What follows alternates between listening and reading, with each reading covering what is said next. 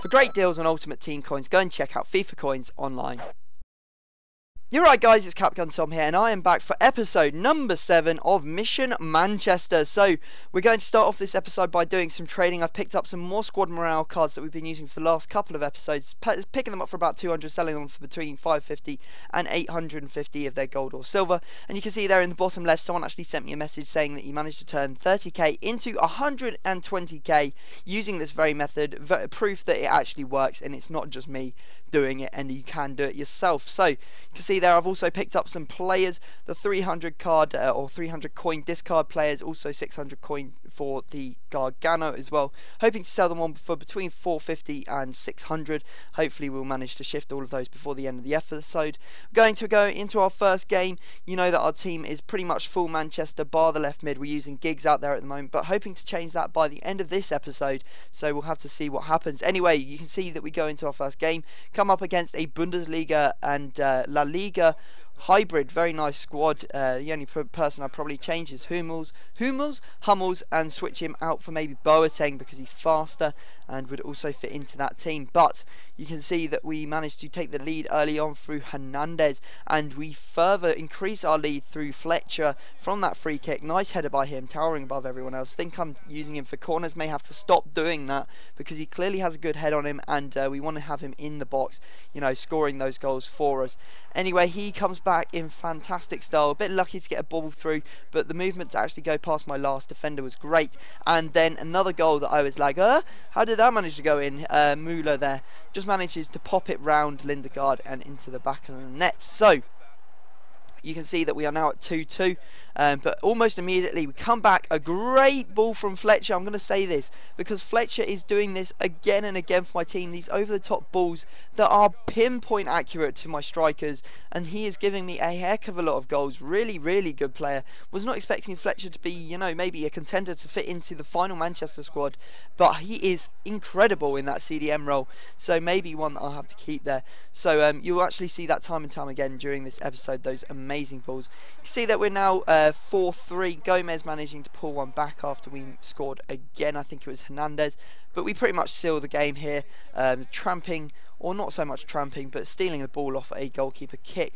That inexperience from a Division 3 player coming through and basically giving us the win, as well as Hernandez getting another one for himself there. So end of the game is 6-3, and this means that we've actually won the division. We'd already promoted from Division 3, but this win has sealed up the victory and won us the title, which means we're going to be getting a heck of a lot more coins than if we had just been promoted on our own. Managed to basically win it in 5 games, although we did lose our first game, which was a bit dodgy, but you know, we can't help everything. So we now have 11,000 coins. We're going to pop back into the arena, have a look at our trade pile. I think 6,000 of those coins came from winning the division. But you can see we've managed to sell a couple of cards, the morale cards, and a few players as well, the better players. So that's good. We're going to go off and make our signing, and that comes in the form of Ashley Young. His lowest bite now was 7,100. I saw this one with 37 contracts and 99 fitness, going for a little bit less, so I put the bid of 7,000 on him. Probably could have picked him up for about 6,800 without any problems, but with that many contracts and that much fitness on him, I really didn't have any problems splashing out an extra 200 coins and putting him into the club here, as you can see.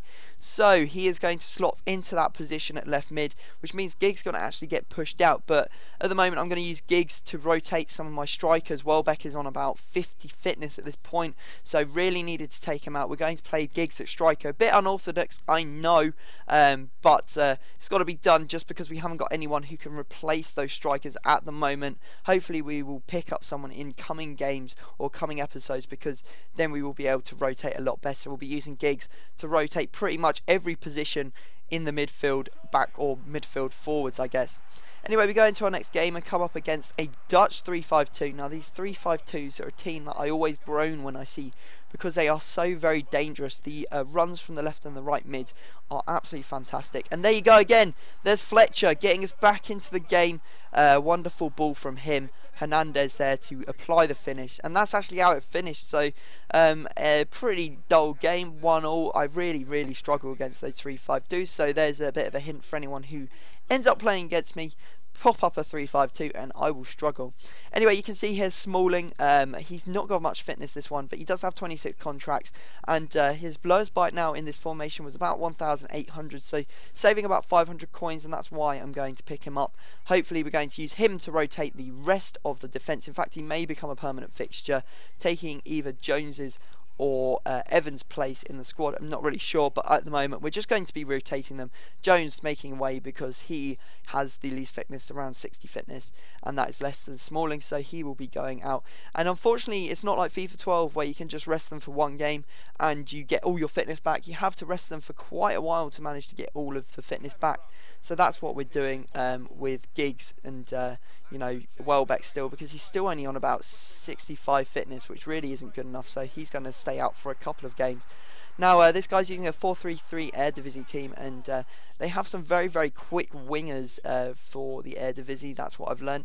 You can see he took the lead, and at half-time I wasn't particularly happy because I had the lion's share of the possession. I'd had more chances, but he was winning.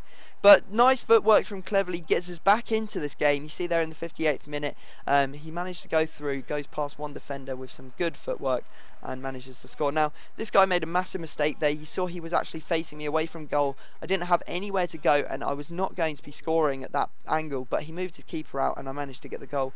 Then, disaster struck. You can see there that the ball bobbles off my defender's foot and actually goes straight into the path of Classy, which was really unfortunate to give it 2-2. Now the ring of death comes up after this, and I was pretty much certain it was me. There was a little bit of lag before. I think my Skype disconnected, so I was pretty sure that it was me. You can see that we had a really good chance of winning this game, definitely going to draw it. I really wasn't all that worried about him and his attacking prowess, but unfortunately we did get disconnected. You can see here we go back into the arena. I sign back in, and as we get back onto the game, you can see that we have been disconnected, as you can probably guess. It means that we have got another loss to the account, which is really unfortunate because we were doing so well. We have managed to sell some stuff, but you will have to wait until next time to see what we have managed to sell.